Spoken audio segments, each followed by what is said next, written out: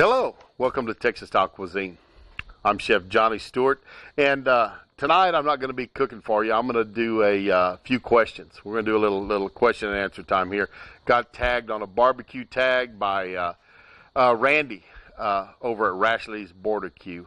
If you haven't seen him, get over to his channel and check it out. I'm gonna put a link on there for you. We're going to get started here. Number one is what's your go-to smoker? Got quite a few different. My wife always asks me, you got something else to cook on? But anyways, my go-tos are my barbecue vaults from Pitmaker. Victor and George over there took great care of me. Fixed me up. I have two of them on the trailer. I've had them, about a year and a half, I guess. And they cook really good, without a doubt. I like them. I'd buy them again. Number two, what's your go-to rub? That would be my rub, which hopefully before long we're going to be selling. We've visited with a lady on talking about that the other day. But anyways, I do my chicken rubs, my brisket rub, my pork rub is all my rubs that I've come up with. If I went and buy a rub, and I can tell you what's in my cabinet right now is Bollner's brand Fiesta, Bollner's Fiesta brand fajita seasoning. Their fajita season works good on just about anything. I'll put it on steaks. I've used it on my ribs, just about anything. So day in and day out, if I want a good rub, I run up to the HEB and get some fajita seasoning from Bollner's. But they're right here in San Antonio, so somebody local also. But I like to use their stuff without a doubt. Number three, Baby Backer spares, without a doubt, spares. Meaty, more flavor, all the way around a better rib, without a doubt. I don't have to trim mine down to St. Louis cuts. I'll cook the whole spare on there. And they've got the flavor. They have got the flavor that a baby back wishes it had. But definitely spares. Favorite barbecue channel? That'd be mine. Although here lately, since I haven't been doing much barbecue on it, I've done a lot of fish and some other deals, a lot of Mexican dishes I got on here also. But no, I would say the one that I kind of started watching right off the bat and really got interested and thought, hey, that'd be fun to do a cooking channel on YouTube was Russ over at Smoky Ribs. And I'll put a link on here for Russ. But he's a great guy. Favorite beer? Shiner Bock. Down at Shiner, Texas. They've got a little Czechoslovakian community down there. And we call them Czechs. One of their great marketing schemes, I loved it. Big billboard in San Antonio said, Shiner Bock. It goes through hundreds of quality checks a day. Thought that was a great play on words there to do the advertising for Shiner. But without a doubt, Shiner Bock. Biggest influence in barbecue. That's a good one. First barbecuing I did was with my dad and his older brother, Uncle Jack. And Uncle Jack was probably the better of the two. But they were the first one that taught me how to do that. But camping out with them. You know, not just barbecuing, but gosh, cooking on a Coleman stove down on the riverbanks, things like that. Those guys were neat. But the two biggest on straight barbecue, I would say, are two men here in town. They are great guys. Already, both of them have passed away and went on to be with the Lord. But Alfred Carroll, and he's a neat guy. Alfred cooked with pretty much seasoned salt, not a whole lot else. Put them on there, seasoned them up, cooked them, made a great brisket. And actually, the other man's his uncle, John Neglin. John was totally different. John cooked with a vinegar sop, and we'd put that on those briskets every time we turned them. We'd sop them, and both of them had a unique brisket. Both of them had good briskets, but totally two different styles of cooking. But Alfred Carroll and John Neglin would be my go-to. What are your thoughts on pellet, gas, electric smokers? Now, never used a pellet smoker. I would say it'd be hard to consider yourself, I think, a pit master using a pellet smoker. Because it's like using an oven. Now, don't let everybody get mad at me that uses them. They have their place, and I believe everything has its place. They work good. You're in a contest, and you're wanting to hit times. That's the way to hit times. Maybe a little bit weak on smoke, I think, sometimes. But they're cooking dudes. Without a doubt, those pellet smokers will put out some food. Now, some people look at me with my barbecue vaults and say they call them easy bake ovens, because they're easy to use. But we're still regulating fire on those. And I do have a reverse flow that is a stick burner, and I put the sticks on there and I control the heat, and we run that. So I can't do it the old-fashioned way. But pellet smokers have their place. They're darn sure good cookers. A lot of people use them, and there's nothing wrong with them at all if that's what you need. Get your job done. Gas, never had a gas smoker. I've got gas grills, a lot of gas grills over the years. I've got one out in the outdoor kitchen. My outdoor kitchen was set up to be a wood-burning kitchen primarily.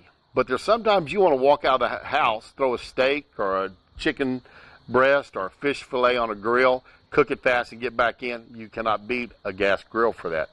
And I've got a nice one out there, works good. I love it. I use it regularly.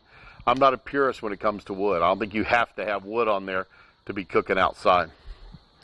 Electric smokers. Only electric smoker I've dealt with is, the one I have at school. And it's a New View from Crest Core, which is a commercial smoker. I can get 9 briskets in it. And it cooks the heck out of some briskets. It cooks ribs tremendously. Heck, I'll put briskets in when I leave school, and it cooks them. And when they're finished cooking, it lowers the temperature down, holds them at 140 degrees till I get there next morning and take them out. I mean, it's a smart thing, and it's pretty handy. It cooks good barbecue without a doubt. But it's it has its purpose again. My choice is stoke up the fire and let's go.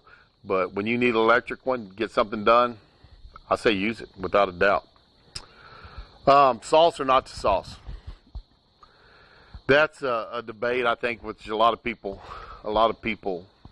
argue over or have different opinions on. It depends on what you're cooking. And I think it's true, good barbecue don't need sauce. But I can tell you this, a good sauce will complement a good barbecue.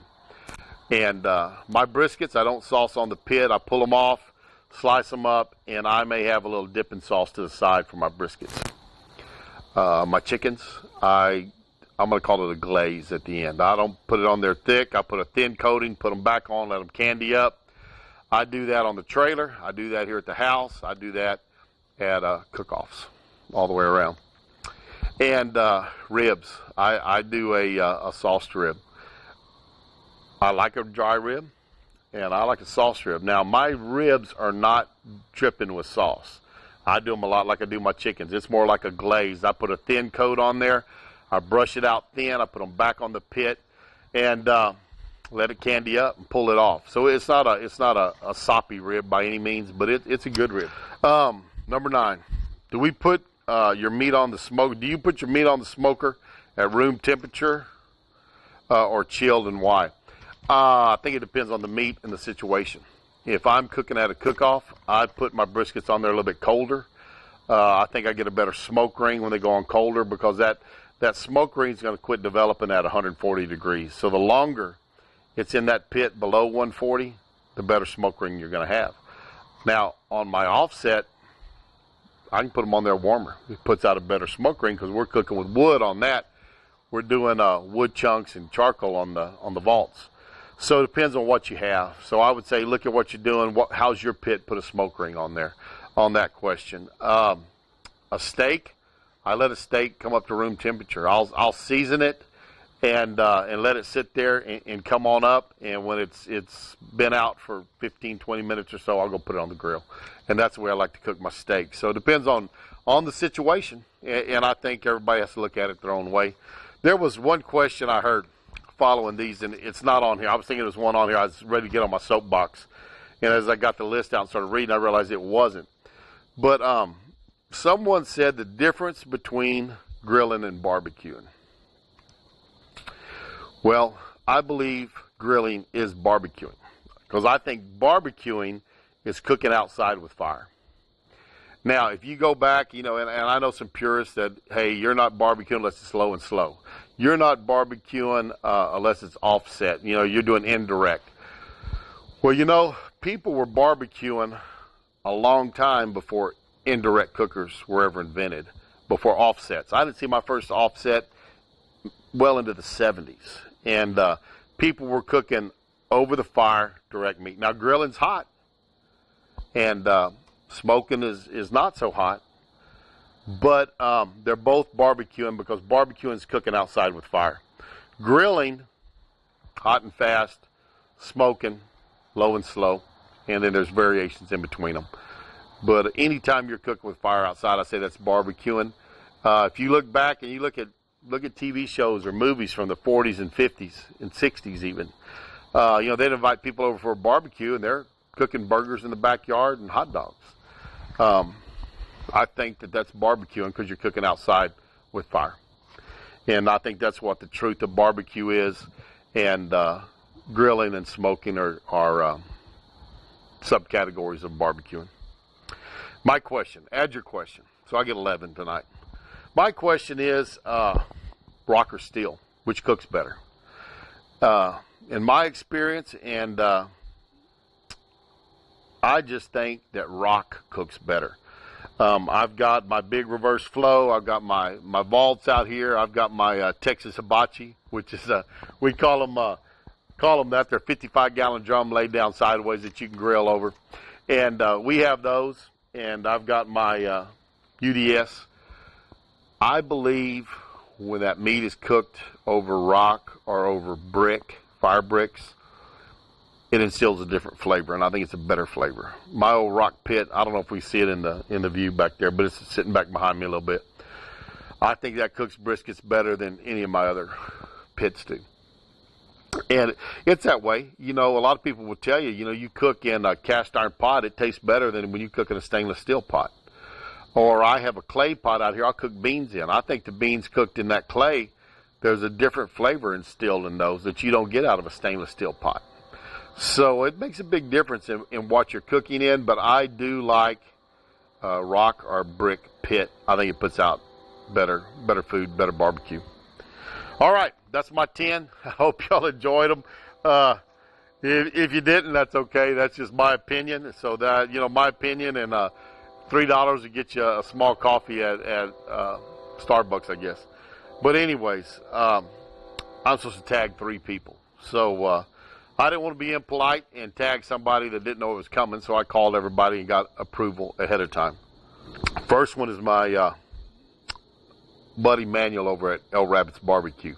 He's out there in West Texas, and that's God's country, without a doubt. Y'all never been to West Texas, you need to head to that desert sometime, because God lives out there, and he watches over the poor fools that live out there too, without a doubt.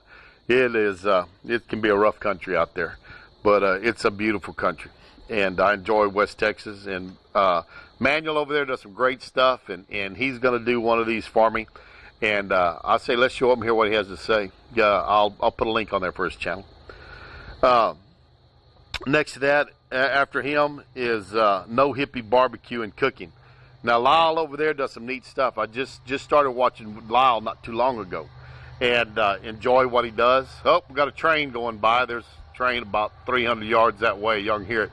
We're on the highest hill between San Antonio and Laredo. And when the train passes by, it's chugging pretty good trying to get up that hill. And then they say it coasts all the way to Laredo. But anyways, hope that didn't get too loud on you. But it's going to get out of here in just a second. But go see Lyle, No Hippie Barbecue. He's got some good cooking, good things going on over there. And he's a lot of fun, so give him a try. And again, I'll link him up on it. And the last one is, this guy's fun. He does some good cooking. And that's Ray Mack over at Ray Mack's Kitchen and Grill. Get over there, and I promise you, you watch Ray Mack, you're going to learn something. He's going to put out some good food. He's going to give you some good techniques, and he's going to be a lot of fun watching him. So go by and see Ray Mack, and see what he can show you on his channel. Okay, so those are my 3. Good guys. You'll learn a lot from them. You'll enjoy them. I'll have the links down below. If you get a chance and you haven't, subscribe to my channel. Give me a thumbs up if you like some of the answers I had tonight. If you got any questions, send me a message. Ask me those questions. I'm a teacher by trade. I teach culinary arts Monday through Friday in San Antonio. And Saturday and Sunday I cook barbecue out here. 2 kids in college. Get to work on the weekends to help pay for that. But anyways, we're trying to reach 1,000 people by the end of the year. We're over 600 now. So if y'all can help us out, we'd appreciate it. Share us on your social media. Tell people about us. Let them know what's happening on Texas-style cuisine. And again, just thank y'all. You know, this wouldn't be going on if it wasn't for y'all being willing to watch. And I really do appreciate that very, very much. From the bottom of my heart, I thank y'all. Until next time, may God bless y'all. May you be safe in your journeys. May your days be blessed. And we'll see you down the road on Texas-style cuisine.